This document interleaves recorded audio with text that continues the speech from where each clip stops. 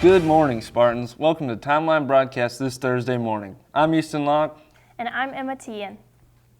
So midterms are coming up next week. Do you feel ready? The next week? Now I'm not.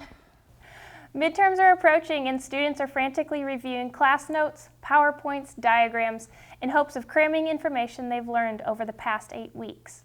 We thought we'd go around campus and ask professors what studying tips they recommend for students when they study for midterms in hopes of making midterms seem less overwhelming. All right, the best advice I can give you is to have good classroom habits as you study for midterms. So attend your classes when you're there, make sure you're prepared, you have something to take notes on and with, and you're taking notes during class, and then you have material that you can refer back to. So have good classroom habits that'll help you with your midterm prep. I think if there's anything that you're confused about, it's a good idea to schedule an appointment with your professor for their office hours to ask any questions. I know your professors at MBU are all eager to help you succeed. So that's my one piece of advice. Yeah, the advice I'd give to students is to ask for help. Yeah, ask for help from your fellow classmates, but especially from your professors. You know, we believe God's put us here at Missouri Baptist to serve students, and we love you guys, and want to just let you know, come by anytime to help. We're here for you.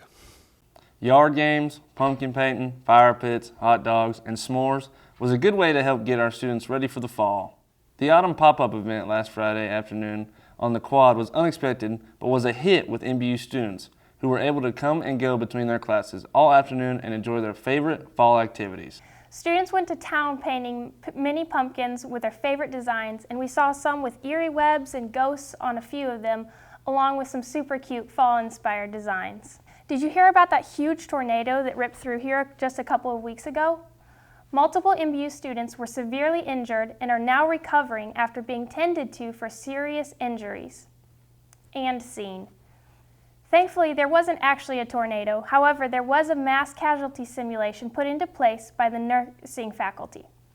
There, the senior nursing students got hands-on experience in a high-stress emergency situation. There were many mannequins and MBU theater students who played as the victims and displayed a wide variety of injuries through makeup and different levels of trauma based on their vital signs listed on their name tag. The nursing students would then bring the victims to the triage team, and then the medical team would perform a full assessment. The goal of the disaster zone was to allow nursing students to evaluate the area, overcome panic, and work as a team to treat those in need. It's great that MBU is able to host unique opportunities like these. Now our MBU nursing students will be ready for anything. This past Tuesday morning, MBU hosted a flu vaccine clinic here on our campus in Spartan Hall. But if you missed out on attending this event and getting your flu shots for this season, don't worry. There is always an opportunity to receive your shot. The Mercy Clinic is open Monday through Thursday from 1 p.m. to 5 p.m. and is located on the main level of Spartan Village Building 503. Follow the link on your screen for more information. Even though the flu vaccine doesn't protect against all strains of the flu, it's still recommended for everyone over the age of 6 months. The flu vaccine is typically about 40% to 60% effective, and it's hard to predict if the current flu vaccines will be a good match for the strains going around. So don't miss out on this vaccination this season to keep you and those around you safe. This weekend, 3 of our women wrestlers will be competing in the Sparta Cup tournament. Caroline Ortiz, Tiana Askew, and Anastasia Harden are in Puerto Rico right now as we speak. But we did get a chance to talk to them about competing in Puerto Rico before they left. Here's what they had to say. I practiced all year round. Throughout the summer, I practiced with the Puerto Rico team. And when I got back to school, I've been doing our preseason workouts plus extra workouts as well. So I haven't really taken a break from everything. So I've always been on prepared mode to compete. I feel excited. I haven't competed since January, so this is start of the season. I'm originally from Puerto Rico, so going back home and being able to actually perform in front of my family that hasn't been able to see me wrestle, it's great, but it's also a little nerve-wracking. But I'm very excited. No plans for this Saturday? Well, now you do. Come enjoy a fun-filled soccer Saturday. Come out and support your women's and men's soccer teams as they face Williams Baptist University this Saturday. The women will kick off the night at 4 p.m. and the men's game will follow at 7 p.m. Let us get out there, Spartan Nation, and fill up the 300 section. Speaking of athletics, here's David with sports. Good morning, Spartans. I'm David Gillum, bringing you your Spartan Sports Update. Men's soccer had an outstanding performance this week, putting up a 10-0 score against University of Health, Science, and Pharmacy. Freshman Marco Dvordik scored 4 goals in the first half, earning AMC Soccer Men's Offensive Player of the Week. The Spartans are 6-2 overall and will host William Baptist University this Saturday at 7 p.m. Make sure to come out with the 300 and support our Spartans.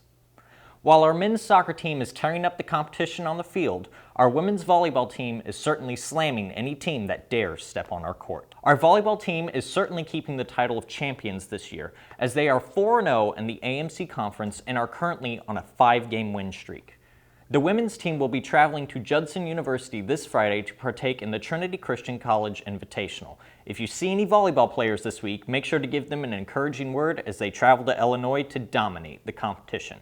Finally, we want to congratulate our Spartan Athletes of the Week, Wyatt Elliott and Mia Reed of the cross-country team. Elliott improved his personal record by over 30 seconds with the fastest time for the Spartans at the Bearcat Classic, clocking in at 25 minutes and 54 seconds. Reed led the Spartans' second-place finish at the Bearcat Classic, coming in third overall with a time of 19 minutes and 5 seconds. Reed was one of 6 Spartan women to finish in the top of all runners. Well, that's all for your sports update in the week. For further news on sports, check the link at the bottom of your screen. I'm David Gillum. Back to you, Easton. That's all for this week's Timeline Update in the news. For more stories from around the MBU community, visit MBU Timeline at the link on your screen. Thank you for watching. For MBU Timeline, I'm Emma Tihen. And I'm Easton Locke. We'll see you in next week's broadcast.